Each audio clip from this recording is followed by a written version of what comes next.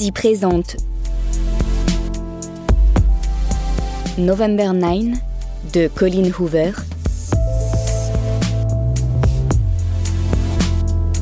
lu par Suzanne Crêpe et Jean-Baptiste Monnier.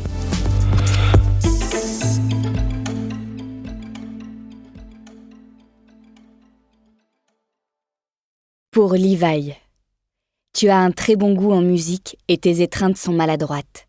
Ne change jamais. 1er 9 novembre. Je suis translucide, liquide, à la dérive, sans but. Elle est une encre, celle qui plonge dans ma mer. Benton James Kessler. Fallon. Je me demande ce qu'on entendrait au juste si je lui cassais cette chope sur la tempe. Il a la tête dure. Avec un verre aussi épais, ça devrait craquer sec. Je me demande s'il saignerait. Il y a des serviettes sur la table, mais pas du genre à éponger des rigoles d'hémoglobine. « Bon, oui, » dit-il. « Je suis un peu choqué, enfin, c'est comme ça. » Au son de sa voix, j'agrippe ma chope dans l'espoir qu'elle restera bien dans ma main, au lieu d'aller s'écraser contre son crâne. « Fallon !» Il s'éclaircit la voix, essaie d'adoucir ses paroles, mais elle me frappe encore tels des coups de couteau. « Tu vas dire quelque chose ?» insiste-t-il. J'enfonce ma paille dans un glaçon comme si c'était sa tête et je marmonne. « Et alors ? Tu veux pas que je te félicite non plus ?» J'ai plutôt l'air d'une gamine mal élevée que d'une adulte de 18 ans. Je m'adosse à mon siège, croise les bras. Je me demande si ce regret que je lis dans ses yeux provient du fait qu'il est navré de me décevoir ou s'il n'est pas encore en train de me jouer la comédie. Voilà à peine 5 minutes qu'il a pris place dans ce box et il transforme déjà sa banquette en scène de théâtre, comme si j'étais son public. Ses doigts tapotent sa tasse de café tandis qu'il me regarde silencieusement. Tap tap tap, tap tap tap, tap tap tap. Il croit que je vais céder et lui dire ce qu'il a envie d'entendre. Mais on n'est plus assez proche depuis 2 ans pour qu'il sache que je ne suis plus la même. Voyant que je ne réagis pas, il finit par pousser un soupir, pose les coudes sur la table. « Moi qui croyais que tu serais contente pour moi. »« Contente ? Comment ça ? Il se fiche de moi ?» Un sourire suffisant modère son expression irritée.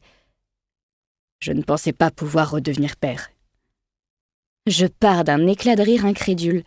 « Ce sont pas quelques gouttes de sperme dans un vagin de 24 ans qui feront de toi un père. » Là, il ne sourit plus du tout, mais penche la tête de côté, comme chaque fois qu'il ignore comment réagir en scène. Fais comme si t'étais en pleine méditation et ça passera pour une forme d'émotion, triste, introspective, contrite, bienveillante. Il a dû oublier que c'est lui qui m'a initiée à la comédie et que ce regard faisait partie d'une des premières attitudes qu'il m'ait enseignées. « Tu ne crois pas que j'ai le droit de me revendiquer comme père ?» lâche-t-il d'un ton offensé. « Alors que suis-je pour toi ?» Je considère sa question comme rhétorique et tape sur un autre glaçon avant de le glisser dans ma bouche. Et je croque bruyamment dedans. Il ne compte sans doute pas obtenir une réponse. En ce qui me concerne, ce n'est plus un père depuis le soir où ma carrière d'actrice s'est arrêtée, alors que j'avais à peine 16 ans. Pour être honnête, je ne suis pas certaine qu'il ait vraiment été un père avant cette date non plus. On se comportait plutôt comme professeur et élève. Il glisse les doigts dans ses cheveux, parmi ses implants hors de prix sur le haut de son front. « Pourquoi fais-tu ça ?» reprend-il d'un ton irrité. « Tu m'en veux encore de ne pas avoir assisté à ta remise de diplôme. Je t'ai déjà dit que j'avais un empêchement. » « Non, c'est moi qui ne t'avais pas invité. » Là, il n'a pas l'air de me croire. « Pourquoi ? » « J'avais que 4 places. »« Et ? Je suis ton père, pour quelle raison ne m'aurais-tu pas invité ? » ?»« Tu ne serais pas venu. »« C'est toi qui le dis. Tu n'es pas venu. Évidemment, Fallon, puisque je n'étais pas invité. »« T'es impossible.